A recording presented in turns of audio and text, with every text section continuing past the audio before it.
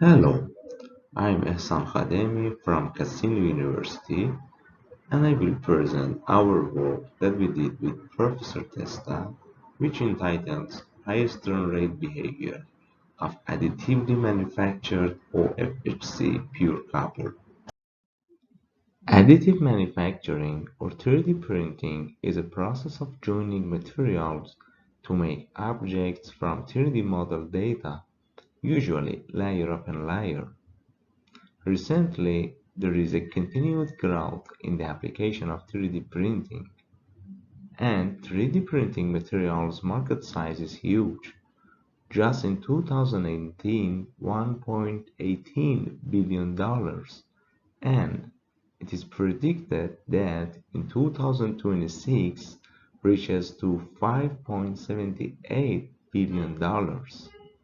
The market growth shows compound annual growth rate of 21.7%.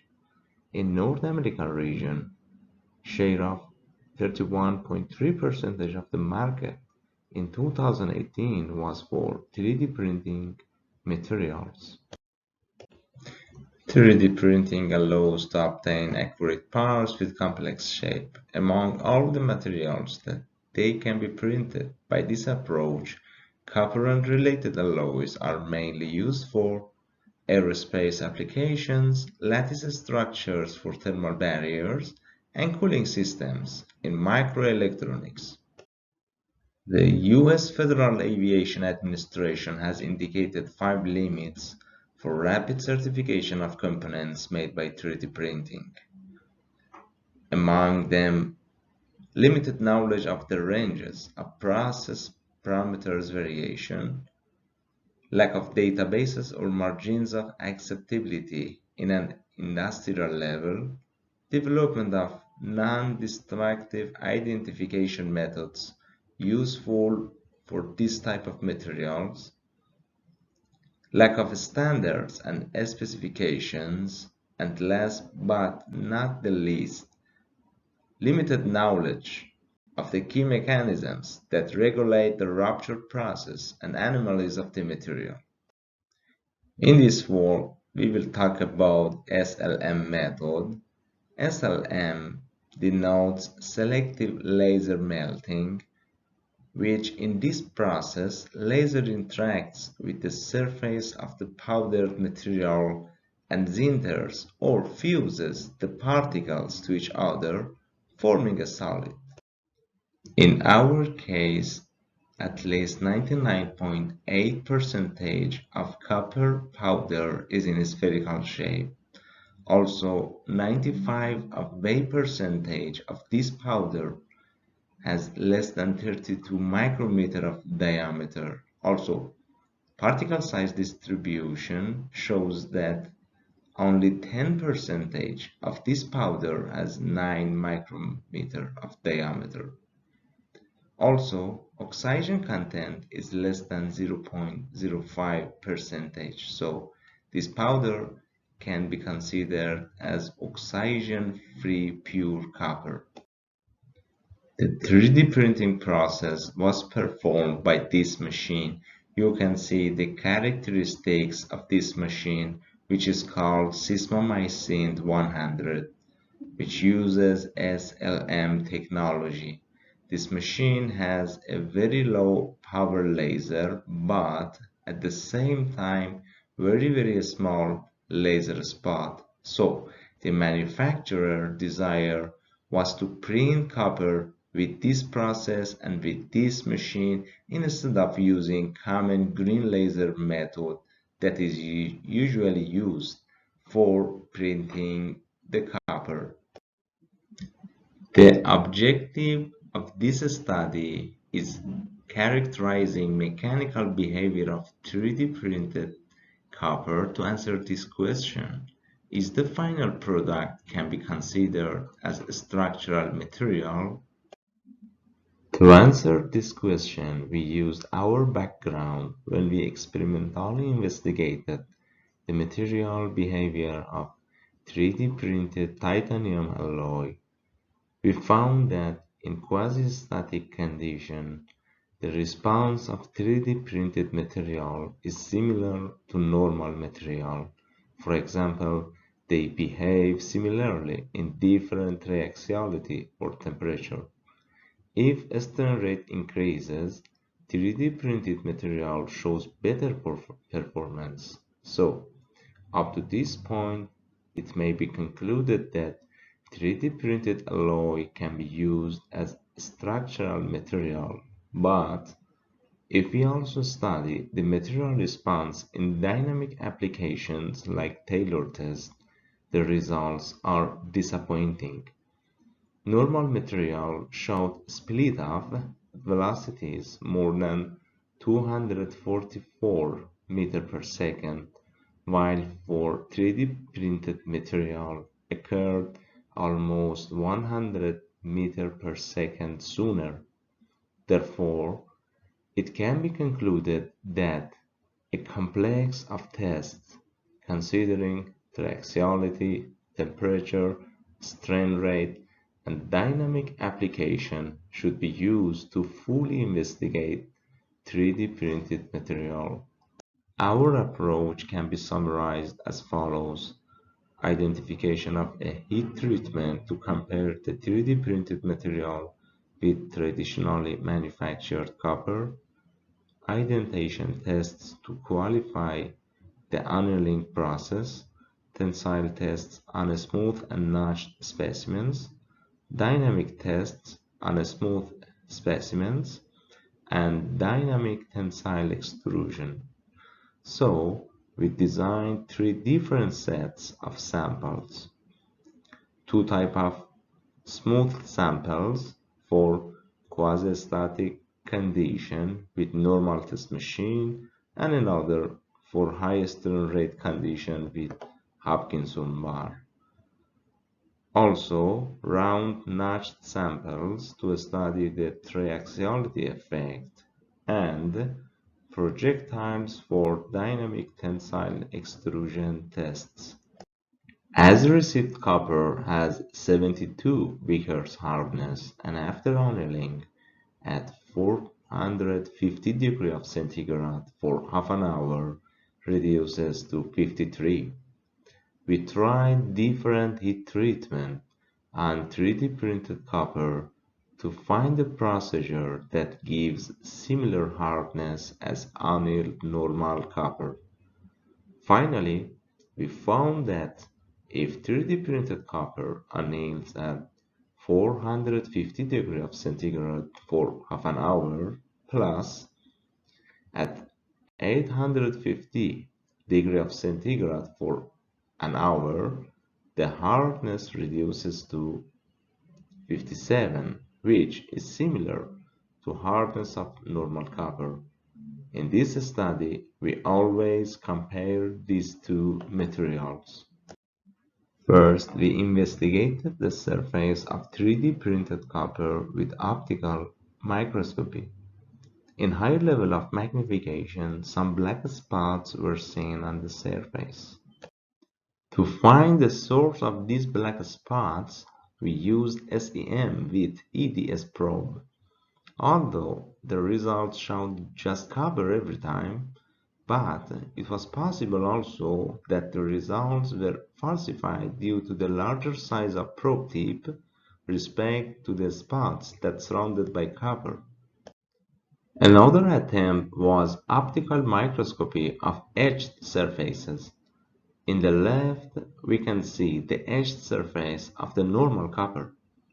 We used the same etching solution for 3D printed copper, but a lot of copper particles were separated from the surface and solved into the bath.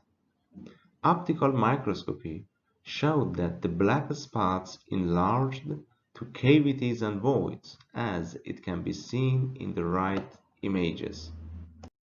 In the left, we can see the results of tensile tests with the smooth specimens under quasi-static condition. The green curves show normal copper behavior, where annealed material has lower yield and hardening. For the 3D printed material, there is a reduction in strength with reducing the surface hardness, but initial yield and hardening of 3D printed copper is higher than normal copper. Therefore, if we just look at simple tensile test, the performance of 3D printed copper is better. The effect of increasing strain rate in quasi-static condition is normal for 3D printed material, as it is shown in the right figure. The more is strain rate, the more is hardening.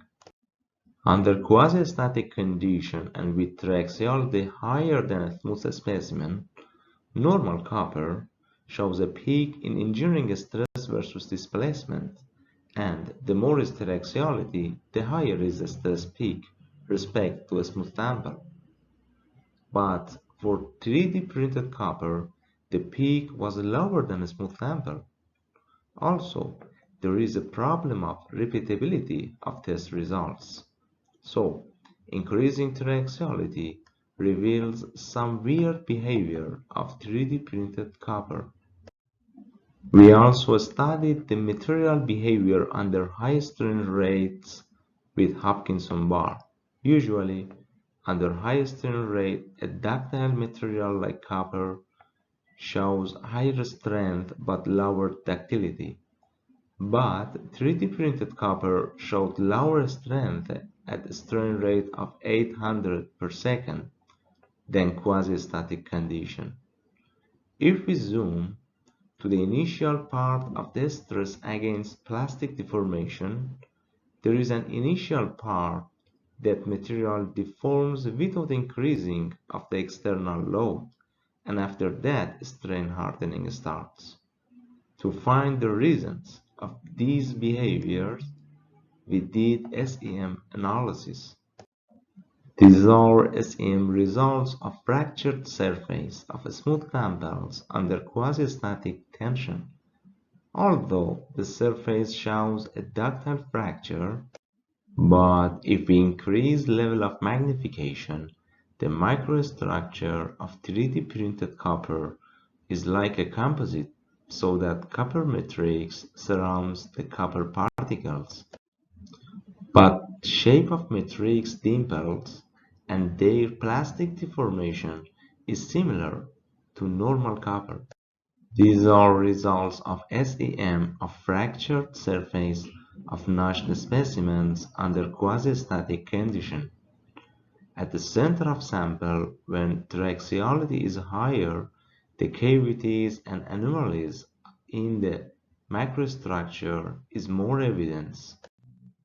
Here we can see better that if we move from the center of sample where traxiality is higher to the free surface where the traxiality is low, the microstructure is more integrated. Therefore, the more is traxiality, the more is microstructural defects.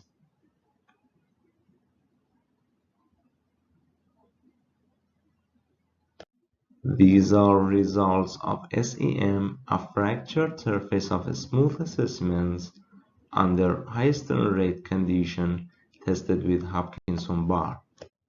Some isolated and incoherent particles, cavities, and voids can be seen in the microstructure. In higher level of magnification, some cleavage and discontinuity in the microstructure can be seen.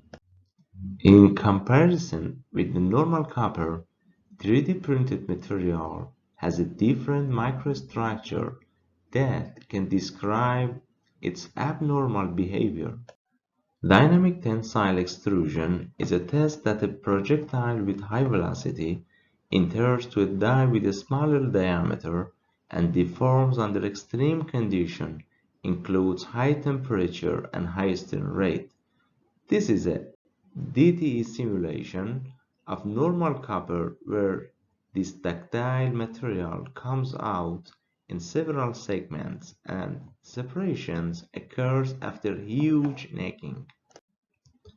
Here we can see DTE result of normal copper tested at the velocity of 350 meters per second. A segment of the normal copper comes out after huge necking.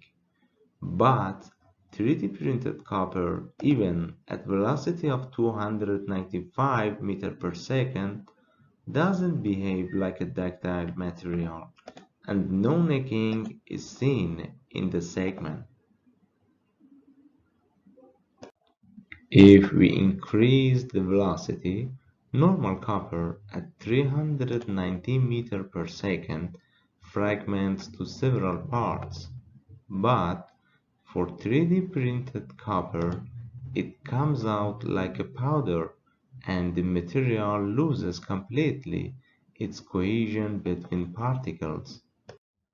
Finally, in this study, the behavior of copper 3D printed using SLM has been studied and compared with the raw material by performing conventional tensile tests at different strain rates.